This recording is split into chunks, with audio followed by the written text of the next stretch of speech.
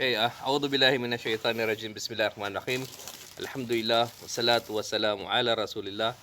Assalamualaikum warahmatullahi wabarakatuh. Waalaikumsalam warahmatullahi So, wabarakatuh. alhamdulillah, magandang araw po sa inyong lahat.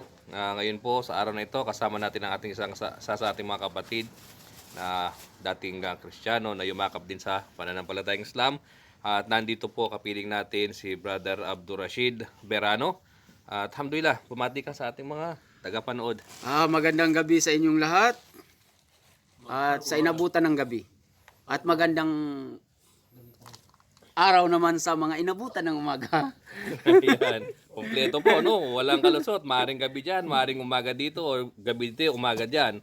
So, yan, kompleto yung pagbati ni Brother Abdul Rashid. So, alhamdulillah, Brother Rashid, tikasan ka sa atin.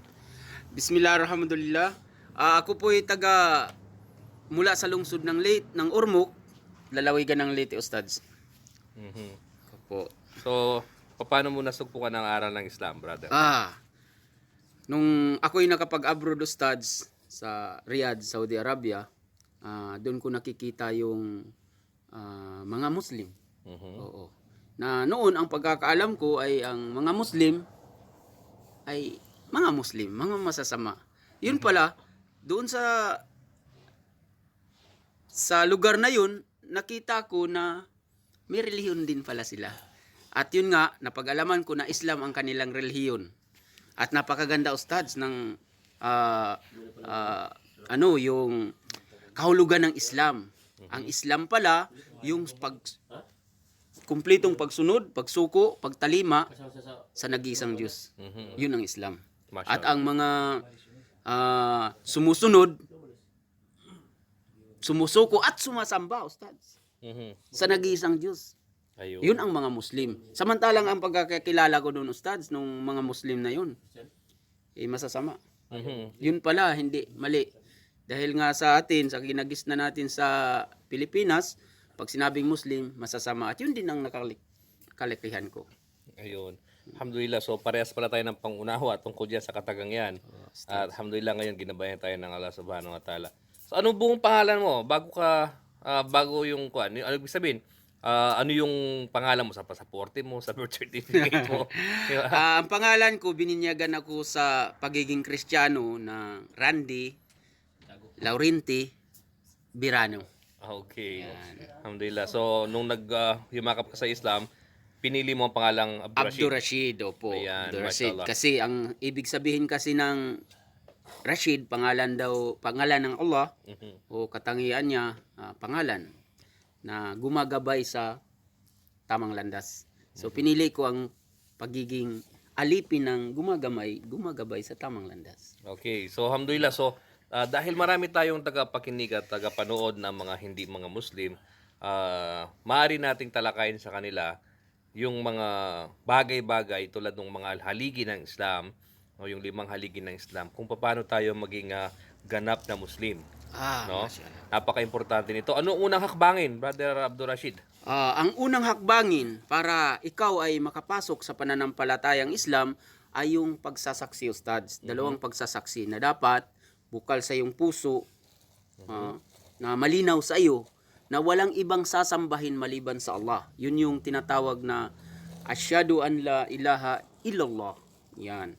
Wa asyhadu anna Muhammad Rasulullah, at sumasaksi, sinasaksihan mo na walang ibang ang huling sugo na si Propeta Muhammad ay sugo ng Allah. Ayun. Yun yung Yan tinatawag po, na syahadatin. Shahadatain. Okay. Na ang kumpleto doon yung asyhadu an la ilaha illallah wa asyhadu anna Muhammad Rasulullah. Ano yung sa wikang Tagalog? Ang ibig sabihin nun na ako'y sumasaksi na walang ibang Diyos na karapat-dapat sambahin maliban sa Allah, at si Propeta Muhammad ay huling sugo ng Allah. Ayun. Na hindi dapat siya sambahin, kundi sugo.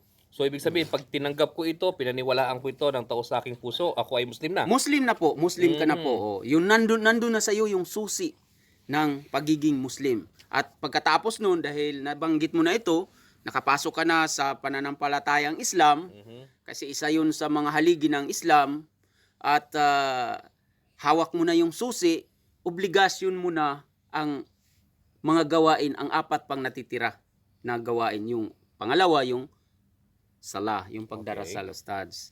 Na isa tinungkulin ng isang Muslim na magdasal siya ng 5 bisis sa isang araw, sa buong 24 hours mo, Ustad. So, di ba? O, buong araw. Yun po. Araw at gabi. So 5 beses sa buong 5 bisis. maghapon. Buong maghapon po, Ustad. Oo. 5 bisis. So, paano yun? Siyempre, dati sabi mo, dati kang Kristiyano. Dito naman sa Kristiyano, hindi naman tayo palaging nagdadasal. Di ba? Opo. Di ba mahirap yun? Nung hindi ko ginawa, Ustad, talagang nahihirapan ako kasi bakit 5? Samantalang ako, linggo lang. Noon, minsan hindi ko pa nagagawa.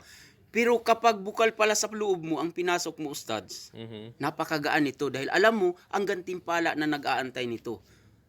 Walang iba kundi ang paraiso ng Allah. Mashallah, mashallah. So ibig sabihin, pagkatapos mo nakilala ang tagapaglikha mo, pinaniwalaan mo ang huling propeta, si Propeta Muhammad sallallahu alaihi wasallam, Salam. kailangan sundin mo yung pamamaraan ng propeta kung paano siya sumamba sa Allah Opo, subhanahu wa ta'ala. opo. So ito May yung pamamaraan po ito to. yung sala. Ito yung sala. Ayon sa pamamaraan na tinuro ng Propeta Muhammad sallallahu alaihi wasallam. sallallahu alaihi Okay. wasallam. So Yung sala alhamdulillah, alhamdulillah. So pagkatapos pag natutunan ko na yung sala, ano yung next step? Ang susunod niyang dapat gawin ay ang pag-aayuno, Ustad, sa buwan ng Ramadan. Opo. Pag-aayuno sa buwan ng Ramadan, ito'y ginagawa niya isang buong buwan na itinala sa buwan lamang ng Ramadan. Ang isang taon, meron tayong 12 buwan. Ang isang buwan dito na tinatawag na Ramadan, ito yung mag-aayuno ka sa araw. Oo, may mga oras nito na dapat ang pag-aayuno na kung hanggang saan lang siya.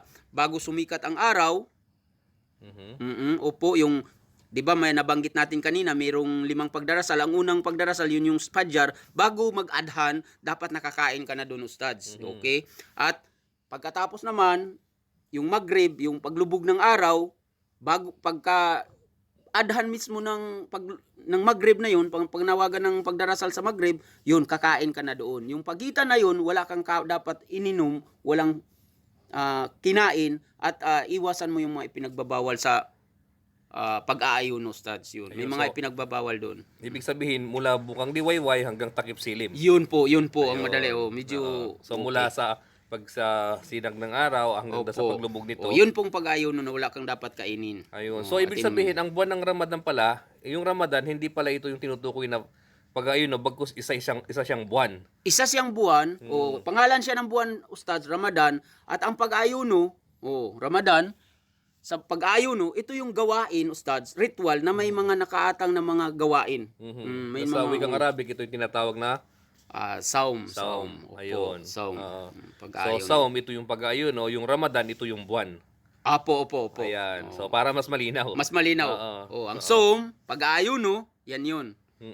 Sa lingwahe natin, pag-ayuno. At itong Ramadan, ito yung pangalan ng buwan na dito ka mag-ayuno. So ito obligado sa lahat ng mga Muslim. Obligado sa lahat ng Muslim na lalo na sa mga may kakayahan. Pero meron naman tong, Ustad, kung halimbawa may sakit ka, pero depende na yun sa Ayun, Hindi, so, wag na, no? so yun, ibig sabihin ito isang buwan na nakabilang sa 12 buwan ng isang taon. Opo, Ang pangalan niya pang-siyam ay siya. Ramadan. Ramadan. Pang-siyam siya na buwan, Ustad, pang-siyam. So doon ay obligado tayo mag-ayuno. Obligado tayo Maliban lang mag-ayuno. doon sa mga exempted. Exempted, opo. Ang mga bata, tuturuan, ganun. Ayun, pagka ikaw ay nandun na sa tinatawag na Maturity. puberty age mo, Puberty age, so, ikaw ay pwede na. puberty At age. pwede rin magsanay siguro yung mga bata dito. Opo, pwede po Ayan. sila. Tinuturuan po sila para pagdating ng puberty, maturity nila or tinatawag na Tamang gulang. tamang gulang ay masanay na sila. Opo. So yun, alhamdulillah. So kasunod nito, pagkatapos na natutunan ito, nagawa itong pag-aayuno, ano yung next step mo? Ang kasunod nun ay ang tinatawag na zakat, Ustads.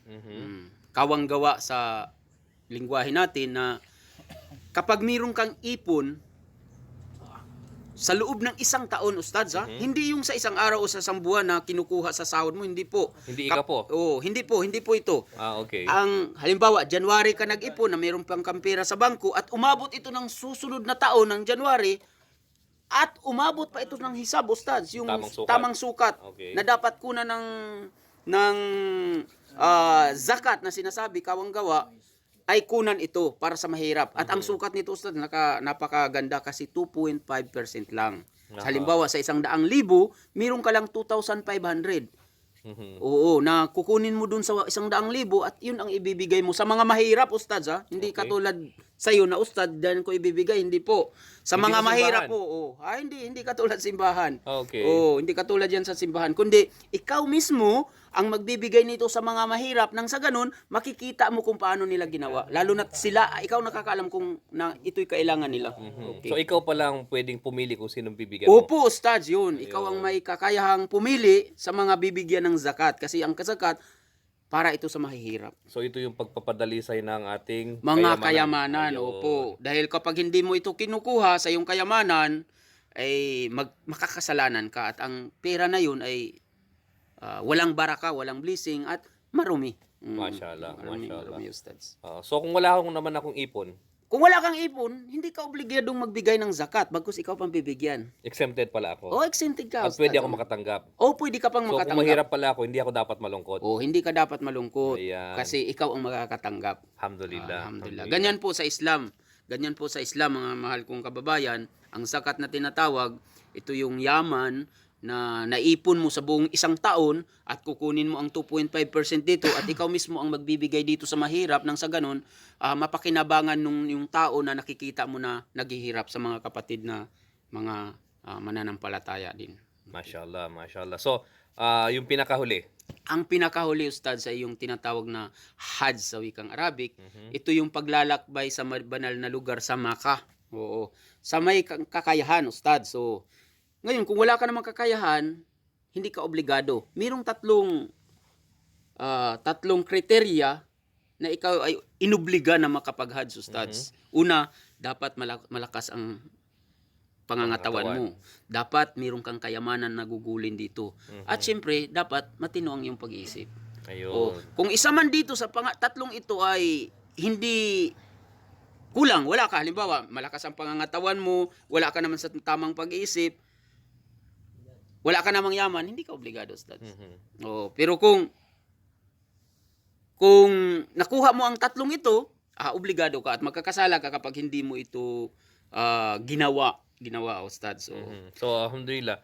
So, ibig sabihin, kahit pala ako ay mayaman, kung ako ay may karamdaman, exempted naman ako. opo, exempted kayo kasi kailangan dun malusog ka. At Kailangan nasa sapat na gulang at tamang pag-iisip na. Opo. Wala mo na yung gagawin mo doon. Kumbaga. Yan. So, alhamdulillah. So, ito ay isa sa mga haligi ng pananampalatayang Islam. Oo. At ginagawa ito kahit anong taon? No, Ustads, may oras, may panahon ito, may tamang panahon, may tamang oras, at ito'y sa buwan ng tinatawag na Dhul-Hijjah. Sa ika-siyam na araw ng Dhul-Hijjah na dapat ikaw ay nasa loob ng Arafat. Ustads, so ito ang tinatawag na Hajj. Kapag ang tao nandoon sa nagsagawa niya ang mga ritual at sa araw ng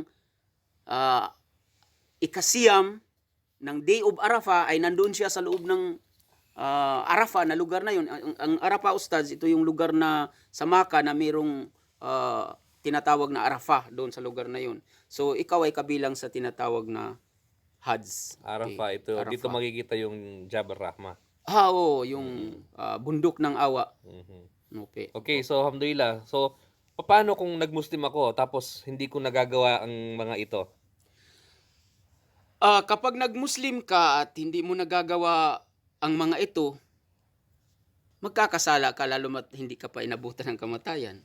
O halimbawa, pag nag-Muslim ka ngayon, tapos mabubuhay ka pa ng ilang taon, ilang araw, tapos hindi ka nakagawa ng pagdarasal, pananagutan mo yun, Ustads. Kasi sa pananampalatayang Islam, kapag oras na ikaw ay pumasok sa pananampalatayang ito at sumaksi ka na walang ibang Diyos na karapat-dapat sambahin at si Propeta Muhammad ay dapat sundin bilang sugo, doon itatala ang iyong mga gawain na bilang sa Islam kasi mayroong mga pinaniwalaan na isas doon ay ang paniniwala sa mga anghel na bawat isa sa atin ay mayroong nakatala na mayroong nakabantay na anghel.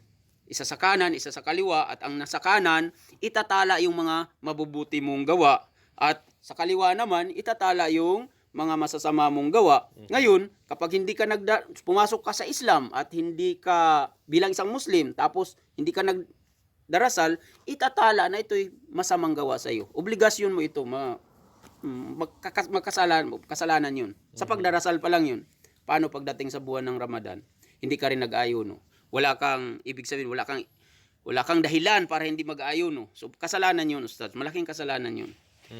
Pag Opo. hindi ka nagbayad ng zakat, ganun din. Ganun din. Mayaman ka, hindi ka nagbigay ng zaka para sa mahirap, magkakasala ka rin. At kung may may kakayahan kang pumunta sa Hajj, Tapos mag-Hajj. hindi mo ginawa, may kakasalanan ka rin. Pananagutan Kasi din siya. obligado mo yun. Ang lahat kasing ito, Ustads, itong mga gawain ito, syahadatin, salat, sala, saum, pag-aayuno, zakat, kawang gawa para sa kawang gawa, at hajj. Ito'y mga gawain na kailangan buong katawan ay mag-execute. Ano ba tawag, Ustads? Gagampanan. Gagampanan.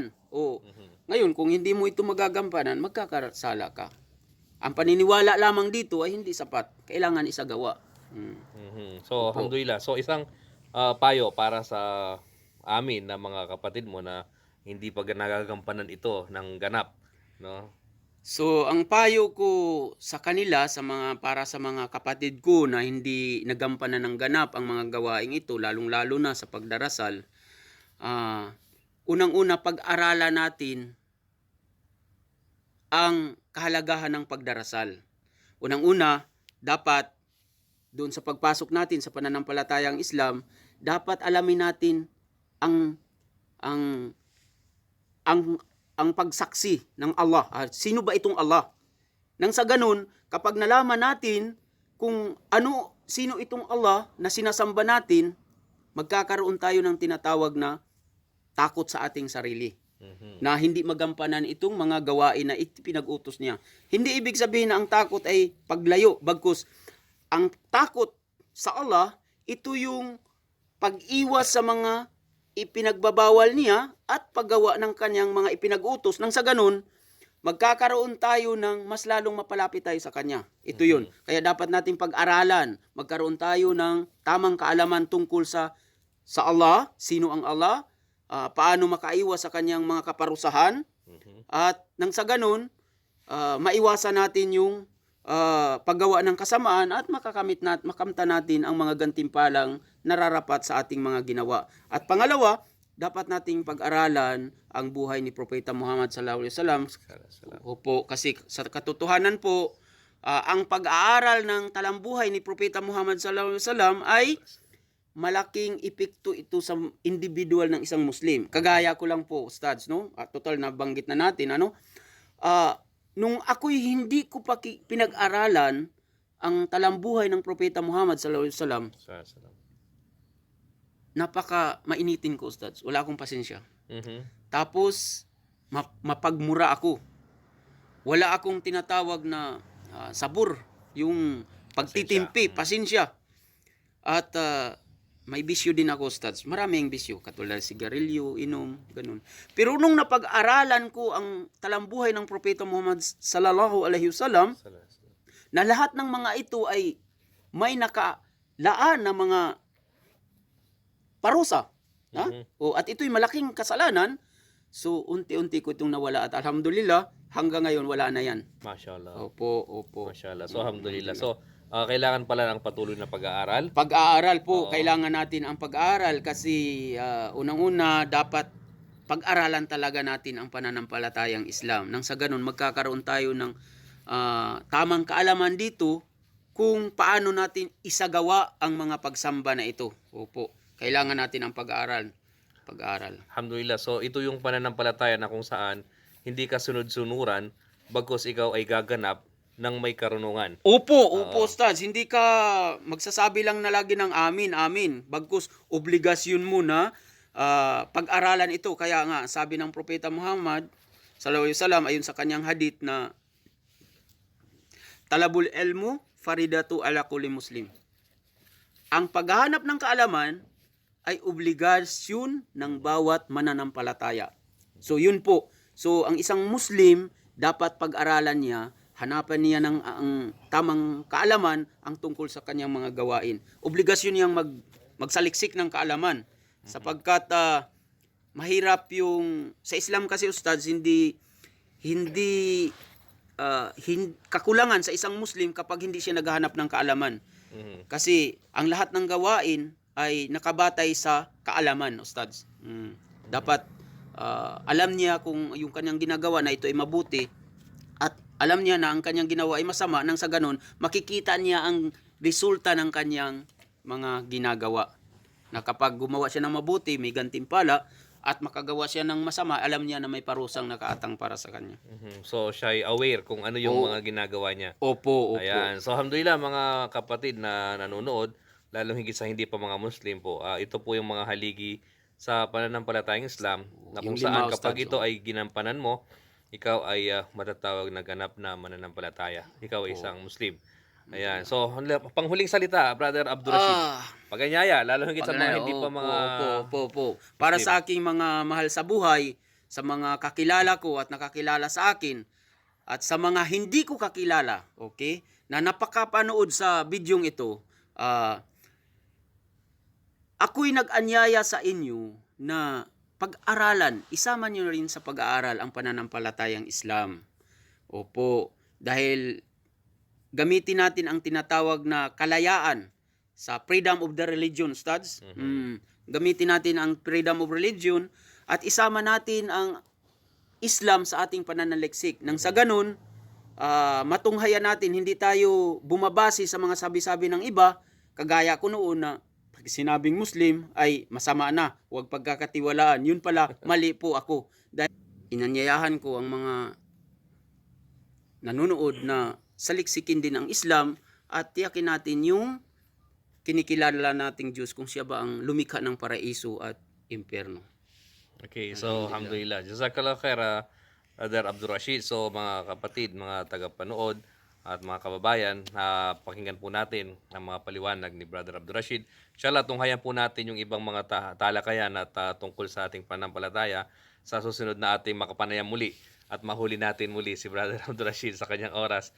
At maraming salamat sa oras na ibinigay mo sa amin, Brother Abdurrashid. Ustad, jazakallahu khairan. At inshallah ay subscribe lang po ninyo yung ating channel at i-share po ninyo para mapakinabangan naman ito ng ating mga kababayan at gusto natin silang mapahayagan ng tungkol sa pananampalatayang Islam. So, may mga Facebook account po si Brother Abdurrashid at pwede nyo silang puntahan doon, bisitahin doon at inshallah ay mabigyan lang kasagutan kung meron man kayong mga katanungan. Inshallah. So hanggang dito na muna po. Assalamualaikum warahmatullahi wabarakatuh. Magandang araw po. Assalamualaikum warahmatullahi wabarakatuh.